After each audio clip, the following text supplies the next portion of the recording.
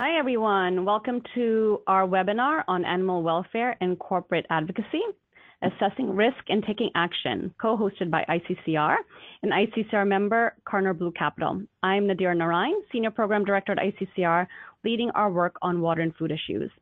ICCR, currently celebrating our 47th year, is a coalition of over 300 global institutional investors who currently represent more than $400 billion in managed assets. Leveraging their equity ownership in some of the world's largest and most powerful companies, ICCR members regularly engage management to identify and mitigate social and environmental risks resulting from corporate operations and policies. ICCR members have been engaging some of the world's largest agricultural, meat, and food companies on the impacts industrial agriculture and farm animal production has on people and the planet. Today, meat production is characterized by factory farming, raising animals in large industrial operations called CAFOs, which stands for Concentrated Animal Feeding Operations. Over 95% of farm animals in the U.S. are raised in factory farms. Animal welfare issues arise from this close confinement of animals in CAFOs in stressful, crowded, unsanitary conditions, which serve as ideal incubators for disease that impacts human health and farming methods that are cruel to animals. On today's webinar, Aaron Weckstein, research analyst, and Camille Darling, director of corporate engagement and advocacy of Karner Blue Capital, will walk us through KBC's strategy on animal welfare, presenting an overview of the investment risks posed by poor animal welfare relative to factory farming, and will focus on three specific issues in this industry: battery cages, gestation crates, and the genetic mutation of broiler chickens. KBC representatives will detail their advocacy approach relative to these initiatives for approximately 30 companies, representing laggards in the industry, hoping to improve the living standards of animals. We'll be pausing at various points of the webinar to take questions, so please use the chat box feature or raise your hand to be recognized, and we'll make sure that those questions are responded to. Aaron and Camille, thanks so much for joining us today, and I'll pass things over to you now. Great, thank you so much. Good morning. Thank you for joining us for today's webinar. As Indira mentioned, I'm Camille Darling, and I'm joined with my colleague, Aaron Weckstein. Next slide, please.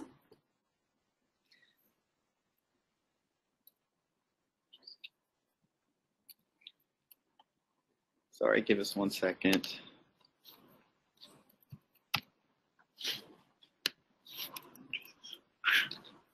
While we're having technical difficulties, I'll just speak to the next hour. We will be introducing our firm, Karner Blue Capital, and we will explain our farm animal advocacy initiatives for the upcoming year. We will share our strategy and the process used to identify those companies with whom we will be engaging. We will be taking breaks for questions, so please feel free to ask for further clarification and provide feedback.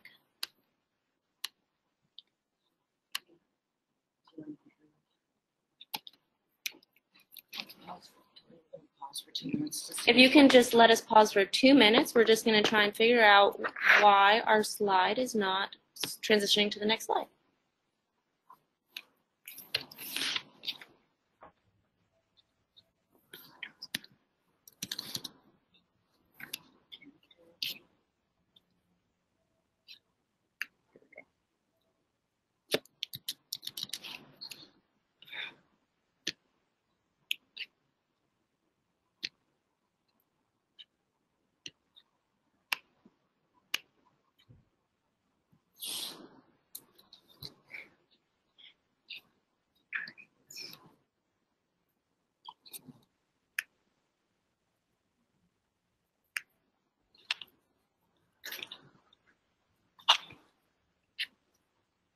Yeah.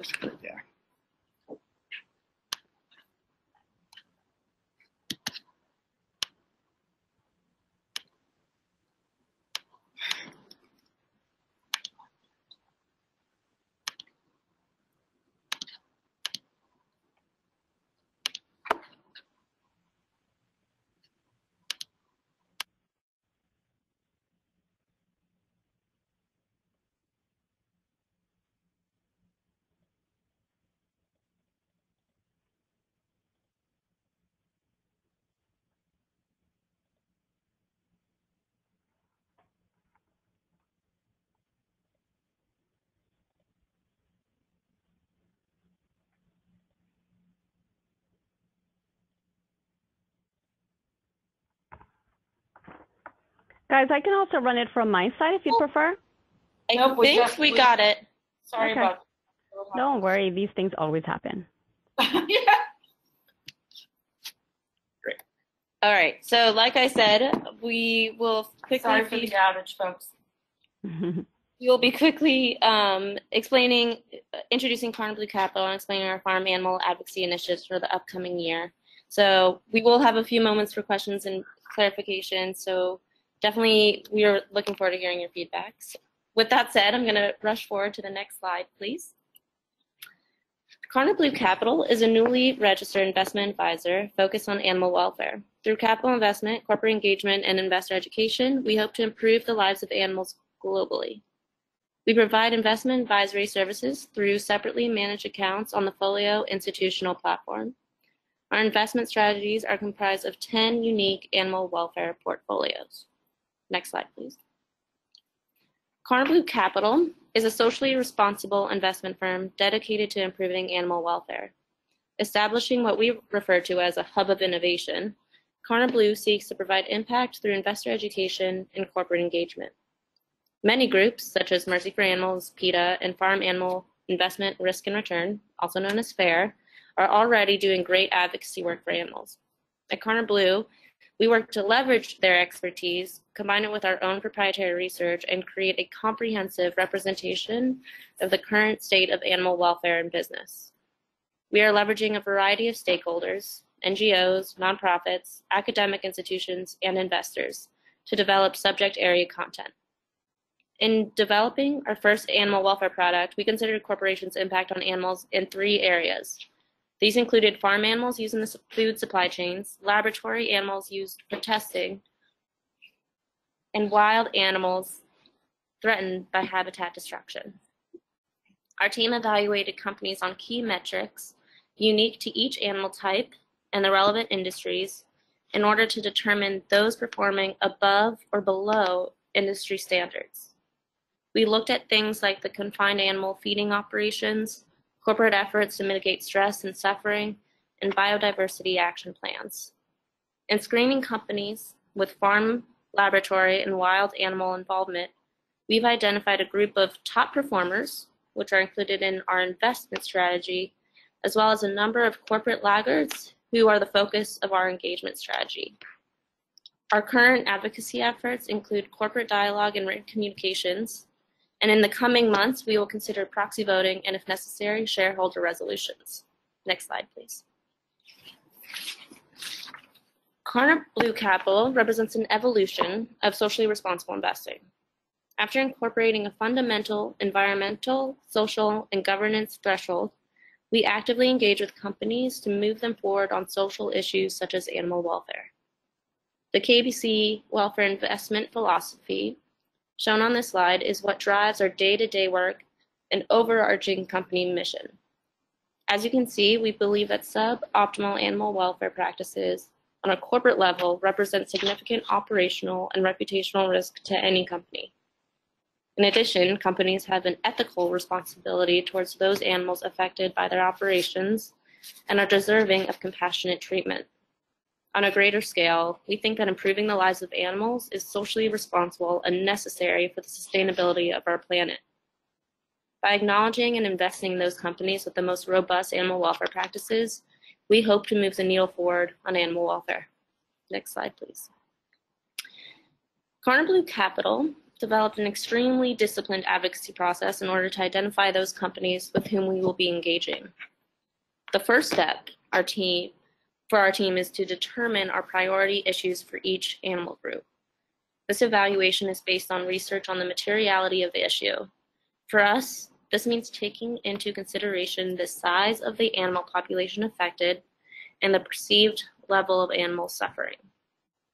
Once these issues are selected for each animal group, the KBC team identifies those industries that have applicable exposure within our universe. For farm animals, these industries include food and beverage, retail, hotels and leisure, and trading companies. Those companies within the selected industries are evaluated on their policies and practices that relate to our specified issues. This evaluation is incorporated within our company analysis for inclusion in our investment strategy. And then in order to conduct this research, KBC reviews press releases, government reports, company websites, in consultation with third-party and non-governmental organizations. Once we've screened all those companies within our selected universe, we code or categorize each company based on the average performance for that issue. Based on how the company's policies compare to the average, a score is assigned, and that company's issue status as a leader, laggard, or average company is determined. We then follow up with those identified industry laggards, and at this point, our team determines whether we'll send an open letter or initiate a dialogue. This is based on their status on other animal welfare issues, and if we believe that they will be receptive to our requests. Here's where our partnerships with other corporate engagement networks is so essential, because through our networks, we are able to garner more and more support. Next slide, please. So now I will outline the 3 issues that we will be addressing this year. The first is genetic breeding of broiler chickens. Today in North America, 98% of broiler chickens at factory farms are bred to grow large and fast in order to be processed for meat more efficiently. This process causes health and welfare issues for millions of chickens. For example, these chickens bred for their high yield of breast meat are more likely to result in immune and physical problems that result in the chicken's inability to perch, fly, or walk. Leading animal welfare companies are quickly realizing the reputational risks of breeding animals in this manner and are making commitments to produce higher welfare breeds that grow much slower but with less suffering. An indicator of this transition is certification by the Global Animal Partnership and the RSPCA.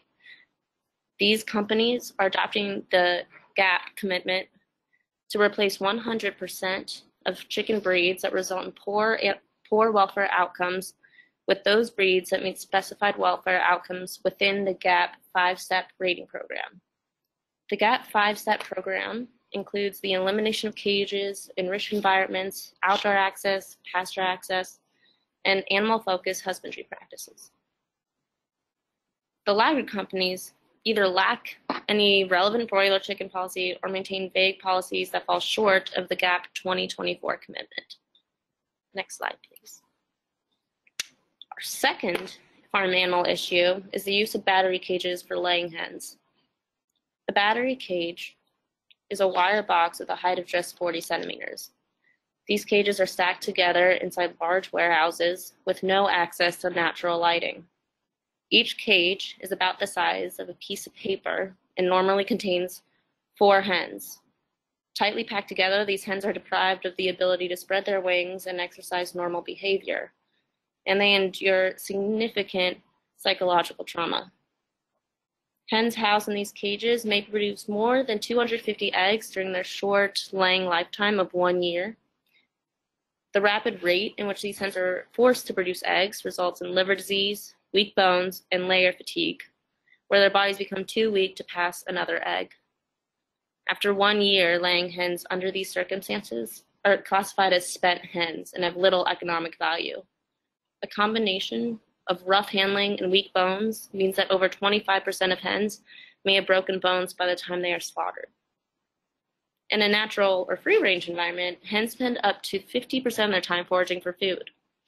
Normal behaviors such as searching, pecking, and scratching for food is essentially eliminated for those hens kept in battery cages, since the food is delivered to the battery cages. Hens are also known to congregate and have complex relationships. This behavior is essentially impossible within the small confines of a battery cage. Animal welfare leaders that we've identified for inclusion in our investment strategy are either already battery cage free or they have time-bound policies in place to completely remove battery cages from their supply chains. Laggard companies are identified by their absence of an official policy or statement on battery cages. In this case, it is assumed the company is still using battery cages within its supply chain. Next slide, please. Finally, our third animal advocacy issue is the unnecessary use of gestation crates. Gestation crates are 2 feet by 7 foot metal stalls used to hold pregnant and nursing sows. They are primarily used on large-scale industrialized pig production operations, where thousands of pigs are produced annually in warehouses. Due to constraints imposed on by these small crates, sows experience both physical and physiological pain. Studies have linked gestation crates with a decrease of muscle weight, decreased bone density, and limited strength due to the inability to move while confined in these crates. These confinements prevent sows from engaging in natural rooting and foraging behavior, causing significant physiological trauma as well. Crated sows are also known to engage in stereotypic bar biting, an abnormal behavior characterized by repeated mouthing movements on the metal rails of the crate. We have found that animal leaders have either phased out gestation crates, which is largely the case in the areas where the use of gestation crates has been banned, such as the European Union, New Zealand, and a handful of states, I believe there are 9, that have either phased out gestation crates completely or have time-bound policies to remove these gestation crates from their supply chains. Those leading animal welfare companies are now implementing more group housing alternatives to the use of gestation crates. The most basic alternative to gestation crates is the use of group pens, which allows the sows to exercise normal behavior and interaction with other sows.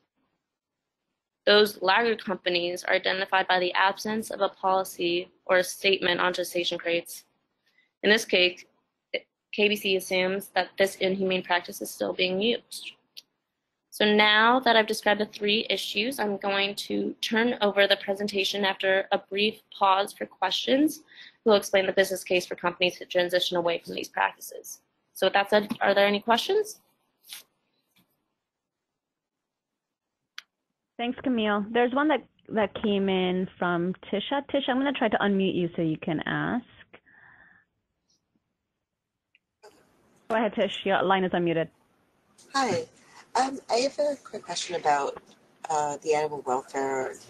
You spoke a little bit about the advocacy side of it, and I was wondering, you did say that your portfolios are based on animal welfare metrics, and I was wondering, do you use any specific metrics for your stock selection? Is that something that you use as a screen? So this is Vicki Benjamin, president of Karner Blue. We actually have an ESG screen that is done based off of vendor data. And then we have developed proprietary models, industry specific, for instance, food and beverage, retail, textiles, etc., that have only animal welfare key performance indicators used. And from that, we evaluate through research, and we're talking reading websites, sustainability reports, using information from NGOs to evaluate company policies and procedures surrounding animals. From that, we select the best performers regarding these key performance indicators for inclusion in our portfolios. So we have an overall animal welfare portfolio, which has representatives from farm, research, and wildlife. And then we have subset portfolios from that overall broad-reaching portfolio. Does that answer your question?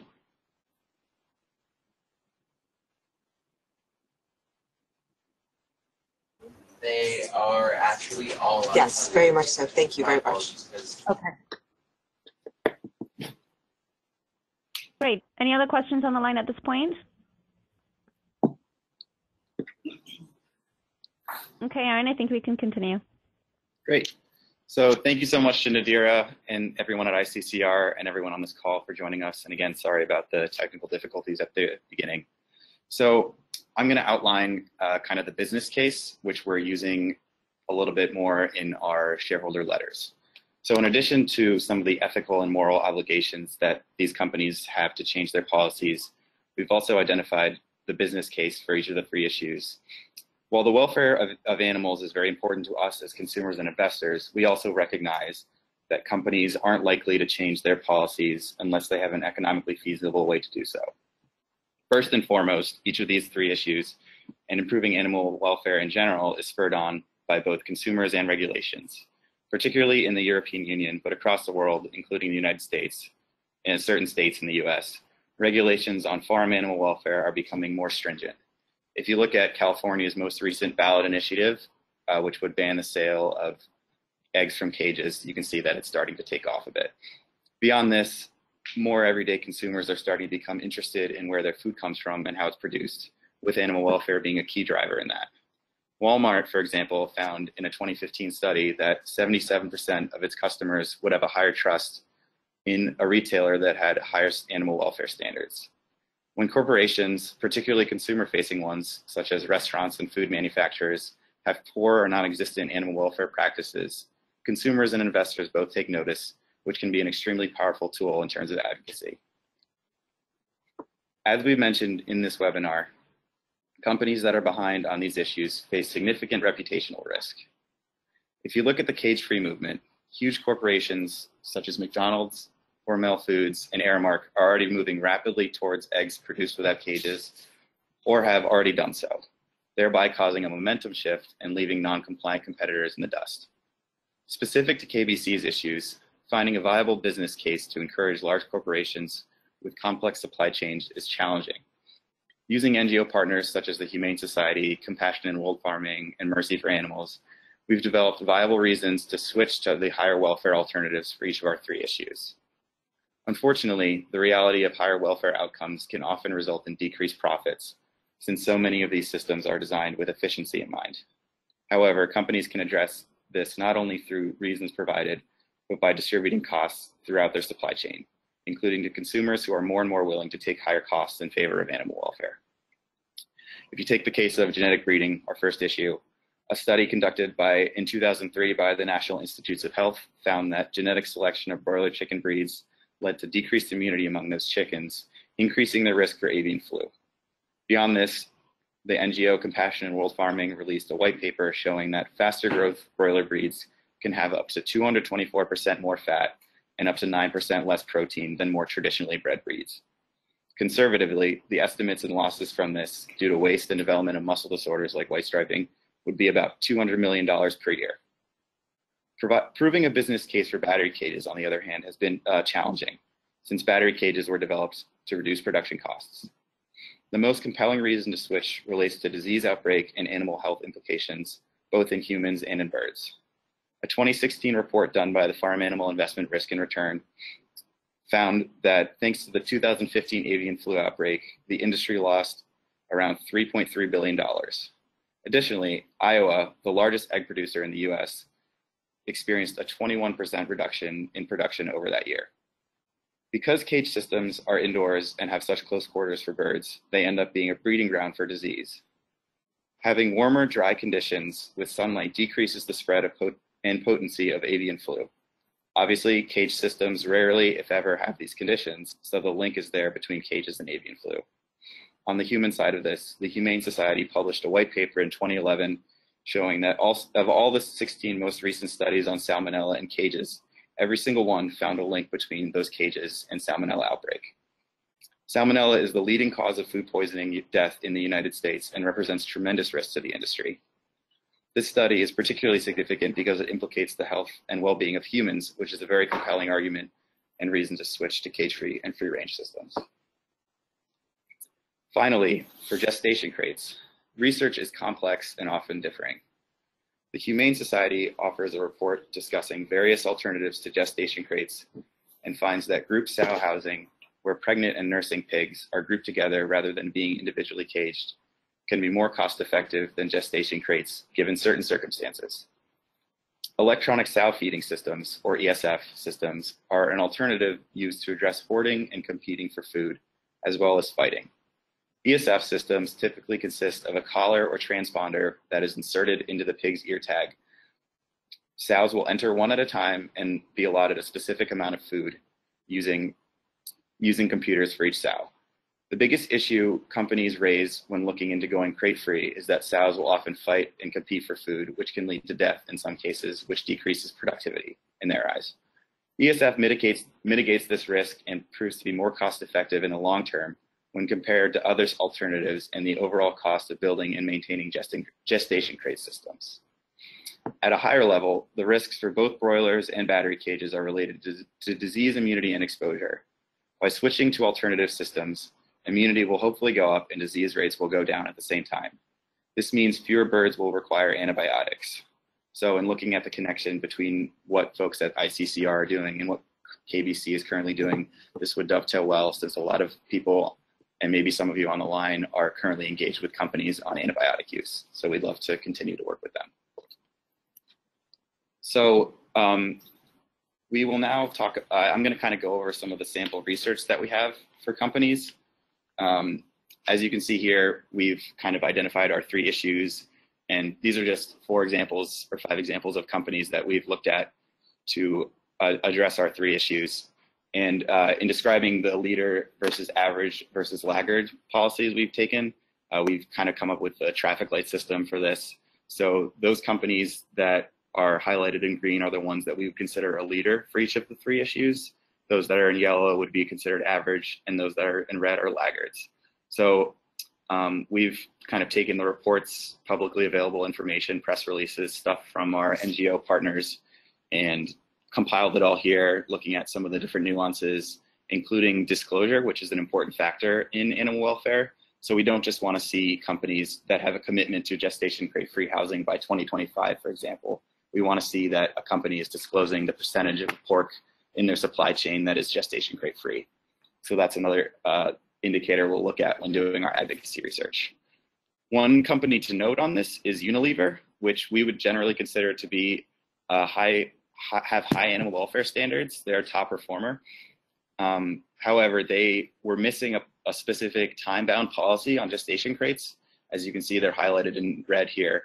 We would consider them to be an industry leader for animal welfare, but maybe an issue laggard on gestation crates. So while these other companies we will be engaging with via sign-on letter, we're going to try to take a more in-person approach with Unilever and address their stuff in person through our own internal dialogue. And of each of these, we'll assign a point system so we can kind of get a sense of where the industry is going and what kinds of things are being improving, and or if companies are taking steps backwards. So if you take a look at McDonald's, you can see that based on our research, we found that they previously had a commitment to GAP and RSPCA breeds, but it was since taken down on their website and has been replaced with a general statement. So we're hoping to continue engaging with them. So this is just an example of a timeline that we would use internally for following up on existing processes. As you can see, we've mapped out where each of these companies have commitments to go gestation crate free by, with Hormel Foods, Chipotle, and Tesco already having said that they'll commit to 100% gestation crate free. One note about Hormel Foods is they said that their company-owned farm is committed to being gestation crate free by the end of 2017. So we'd like to follow up with them because we don't know if that includes their whole supply chain or if it includes other folks in their area. In addition, you can see that there's clumping. So a lot of these groups will have commitments around the same time. If you take a look at the 2019 benchmark, Hilton Hotels and Marriott are both listed as being committed to gestation crate free housing. We don't think that's a coincidence because we're seeing that these companies, if one company in the hotel sector starts to make a commitment, it kind of starts a momentum shift, thereby causing other companies to follow suit. So that's where we see this movement, and we're really excited about that generally. So we've identified all of the company laggards, and again, these are the companies we're planning to send letters to. There are 27 companies total, and in order to visualize this for folks, we've kind of mapped it out by the 3 issues as well as where there might be some overlap. So there are companies that have work to do on both gestation crates and breeding, and there are companies that have work to do on all 3 of the issues we've highlighted. We couldn't find any companies that had to work on gestation crates and battery cages, nor could we find any on battery cages and breeding practices. So I'm not going to go over this list exhaustively. I just want to highlight a few of the companies just to make a note of these. So one group we found was Post Holdings. They own Post Cereal, but they also own Bob Evans Farms, which sells bacon. And they previously, so we found in a couple of third-party news articles that they had a commitment to go gestation crate free by 2025. but the press release that they had issued was taken down. So we're going to continue to engage with them. Smucker's is a company that sells pet food, and the pet food contains pork and chicken. So we'd like to engage with them on gestation crates and breeding. Seaboard Corporation owns a 50% stake in Butterball, which manufactures turkeys. So Karner Blue, at the start, we're focusing on chickens because the ask for turkey breeds is different than the ask for chicken breeds. If any folks are working on these issues already, we'd love to connect, but otherwise, we will try to look at this for the next iteration of our advocacy. Another company, and then Seaboard also has a huge pork production supply chain, and they don't have a policy on gestation crates. So we're gonna try to highlight them. Walmart is another one. In our research, we found that they mentioned gestation crates as a priority, but they didn't have a timeline or disclosure of those who don't have gestation crates. So we've marked them as being high priority for that. We're also making a high priority for the broiler chickens because they don't have any mention whatsoever of higher welfare breeds. Another company is Pilgrims. They're a huge chicken producer, and their parent company, JBS, also owns pork and has gestation crate issues. So if any, KBC, due to our custodian, can't actually invest shares in JBS at the moment. So if any folks in ICCR or other groups have shares and want to connect with us on helping to reduce the gestation crate for JBS, that would be great to know about. And then another one is Restaurant Brands International. They're Burger King and Tim Horton, which are both owned by RBI, both have policies in place for broiler chickens, but not Popeyes, which is another subsidiary of theirs. So we're asking for a full policy from the parent company on this. And the last one is Yum Brands. They own KFC, Pizza Hut, and Taco Bell. Taco Bell is the only company within their supply that has a policy on cage-free eggs, and no one else really addresses these issues. So again, we're asking for a full policy from the parent company on all three of the issues. This is the same list of the 27 companies, but it's broken out by industry. We've used these 4 industries, like Camille said: food and beverage, retail, hotels and leisure, and trading companies. And the tickers are listed below. I can go back to the slide in a second, but that's pretty much all there is. So we've got 13 companies in food and beverage, 5 in retail, 6 in hotels and leisure, and 3 in trading companies. So at this point, we're going to kind of go over some of the current engagements that ICCR is working on. We've kind of mapped each of the companies that folks in the food and water working group have been engaged with companies on, and there are 15 that we found. If there are others that folks are working on, feel free to reach out. And again, you all are free to chime in at any point if you have any thoughts or feedback on this. So the ones we've highlighted in bold are the ones where folks are engaged with on antibiotic use. Like I mentioned earlier in the business case slide, we see this as a high priority for collaboration because so much of the issues tend to overlap and connect. We take Hormel Foods. I know folks at ICCR worked on antibiotic use on Hormel Foods a while back, and they've changed their policies since then. And in addition to that, they released animal welfare policies around the same time. So this is a great area for collaboration. So with that, I'd like to turn it over for any questions that folks might have on our company lists or the research. Thanks, Aaron, and thanks, Camille. Thanks so much for the presentation. Again, if folks have questions, use the questions box or raise your hand or the chat feature. That'd be great. I just wanted to make a couple of points that, as Aaron mentioned, there are a number of companies that Karner Blue has on their focus list that ICCR members are already engaging, especially on the antibiotic side. So I think that we should definitely be in conversation with the Karner Blue team and think about ways in which we can integrate some of the questions into our ongoing dialogues. I have noticed that when companies make commitments on the antibiotic side, and others have noticed this as well, when companies are making commitments around antibiotics, sometimes they're at the same time making commitments around animal welfare. I haven't been diligent enough on the animal welfare side to check in on whether they have a timeline in place and how they are implementing that commitment. But I think that's something now that can be on our radar. All of these issues are, of course, of course, connected. If we didn't have these CAFO operations, where these animals are so closely confined under terrible animal welfare conditions, we wouldn't have this overuse of antibiotics. We wouldn't have the impact on public health. So I think it's great that the KBC team is picking this up. In terms of questions, Aaron, Camille, maybe it would be nice just to highlight one of the sort of best practices. I recall that, maybe about 10 years ago when we started engaging on antibiotics, there were some of the producers like Smithfield and others who were coming out, thanks to the good work of the Humane Society, PETA, and others, that were beginning to come out with commitments around gestation crates. And then, you go back to the policy maybe a year later and you can't find it, as you mentioned, with one of the companies, because I assumed at the time that it was very difficult, or maybe the cost was too high for them to convert.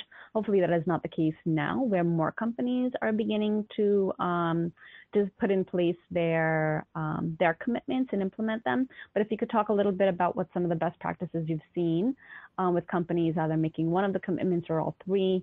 And I love the targets being the branded companies that can sort of push their suppliers to make these changes. So I'll just stop there. There was a lot of questions and comments rolled into one. Yeah, no, absolutely. Thank you for that. So we've kind of looked through a lot of these different companies. And the reality is that many companies don't have a lot of these policies. On gestation crates and cage-free eggs, we're seeing more and more companies start to have policies. The average in the overall sector was by 2025 for both of those issues. Very, very, very few companies have policies in place on the broiler side, which is why it's a high priority issue for us.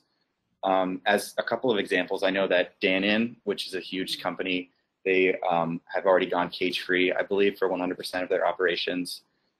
And Tesco is also committed. They're a retailer.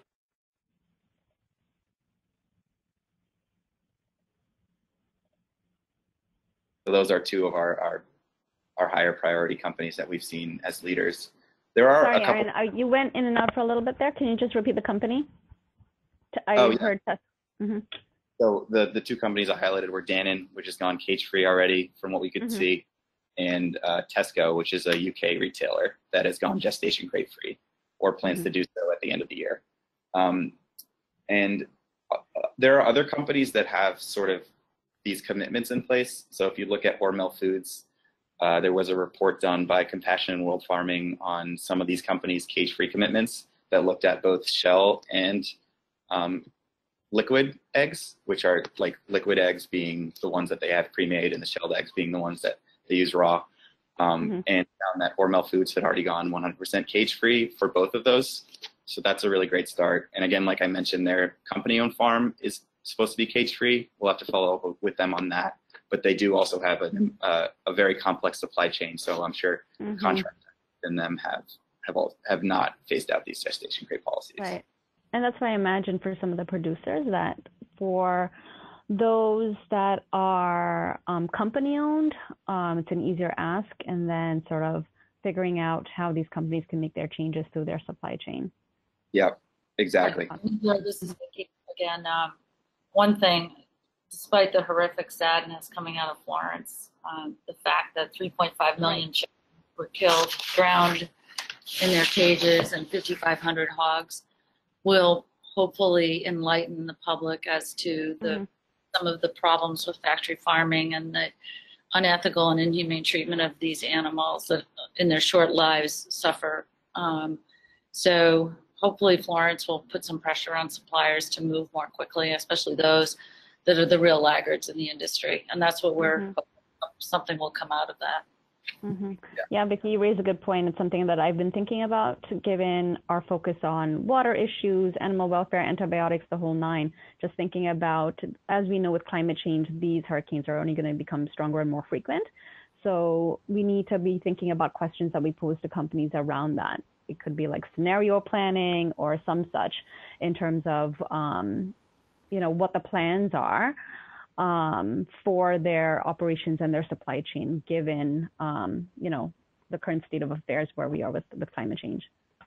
I mean, this is just an issue that is due to large confined animal feeding operations, because you cannot move, like many of the farmers will say, how do you move 1 million chickens, or how do you move 500,000? So it's a very complicated, even if they're cage free, there's no guarantee that more would have survived. It's a complicated question regarding our food supply ultimately, and how we want to feed our people. 9.5 billion in 2050, right? So. Yeah. Good. Thanks, Colin. Any other questions from folks on the line? I was trying to figure out a way to unmute everyone, and then I muted Aaron, so I'm not going to touch the buttons there anymore. There was another question that I wanted to pose in terms of engagement strategy that you all have. So Aaron, you mentioned sending off a letter to these companies, giving them kudos for where they've made progress, and of course citing out where changes need to be made. Can you talk more about what some of the steps are and timeline for sending out the letter and maybe further engagement? Yeah, we'd love to. Actually, it's funny you mentioned that because we have slides on that. So if there are no other questions, we can move forward and talk about our next action steps and the timelines. So, so here's a list, or kind of a mapping of how we see the engagement strategies moving forward. So we've identified the companies that are leaders and laggards. Just a note, we will engage with the leaders to make sure that their policies are still on track, especially those that have already, like Dannon, who already says they're cage free, to make sure that they still are, where Formel is on track to meet the goals that they've set commitments to. And we split them up into 2 different groups. So engagement via dialogue. These are the ones like Unilever, which I mentioned earlier. They have good policies overall, but they might need we might need to get some clarification or engagement on a specific issue, like gestation crates for them. So no formal letter for them, no resolutions for them. Where the ICCR ask comes in is with the sign-on letter. So these are the laggard companies we've identified. Those are those 27 companies I mentioned earlier. Just as a note again, ICCR members would not be asked to engage directly with these companies themselves unless folks wanted to kind of work with us on these issues. So we're drafting the letter, we'll take the lead on that, and we'll send off the letters. We're just asking, we're just asking for sign-ons. So the letters are complete at this point. We'll have them sent out to everyone here who wants to sign on via Google form link, so they can preview the letters, preview those 27 companies, get more of a sense of what we're asking. And a lot of the business cases outlined there, like I mentioned in the earlier slides. So just to kind of at a high level highlight the letter, it's going to be tailored towards each company and the issue that they need to work on. So we'll have issue-based paragraphs. So there'll be a paragraph specifically focused on gestation crates with our ask, which is 100% transition to gestation crate-free housing by 2025 or earlier. Battery cages, same thing, cage-free by 2025. And the broiler chickens, we're asking for 100% GAP or RSPCA certified breeds by 2024 or earlier. And we'll just kind of highlight some dates and set about doing that. And again, if folks are interested in signing on to certain companies and not others, there's a space in the form for folks who want to say, I'm not interested in signing on to this particular company for whatever reason. So we understand that. So this is Aaron, before I move on, I just saw that Sister Susan raised her hand. So let's take her question. It was probably related to the engagement strategy. Susan, you're unmuted. Susan? Okay, I'll place her on mute and we'll continue on. I'll try to catch her another time. No problem. Okay, so our timeline for engagement is as follows. Right now we're hosting the webinar to kind of preview our issues. In October, starting now and through October, we'll be engaging with especially the leader companies to figure out their policies and confirm them and follow up. Between now and November, over the next couple of months, we'll be asking ICCR folks and other asset managers to sign on to our letters. In December, we'll send those letters off to the laggards, so there's plenty of time between now and then to finalize them, make sure everything's on point, and get all the companies that we want to highlight as leaders in those letters. And then in February, will be the deadline for companies to respond and acknowledge those letters. We'll probably split that up into 2 different deadlines. So we're thinking maybe January 1st to acknowledge the letter and February 31st to come up with a formal response. So that gives them almost 2 months to get all their ducks in a row and come up with a response for that. So then in April, we'll be following up with the non-responsive companies and making sure that everything's all good on that. And then starting in May, we'll be taking next action steps if necessary. So that might be a letter to the board. Our initial letters are going to be drafted probably to a sustainability officer in the company or an animal welfare officer. And then if we need to more formally address the board, we will. And resolutions, if necessary, or proxy voting. We've been looking at kind of the 2019 deadlines for shareholder resolutions and mapping them to our companies. A lot of them will have already passed. A lot of them are fall in December of this year. So what we'll likely end up doing is shooting for the 2020 season if we need to for filing. The letters are all drafted though, and we can get those out next week, Nadira. So depending if you have any comments on this timeline. Great. Great. That's all I have in terms of formal things. So if there are any other questions, we can take those now. But this is our contact information. Great. Thanks, Aaron. Thanks for walking through the engagement approach. Any questions from our folks on the line? Again, you can use the chat box, question box, or raise your hand.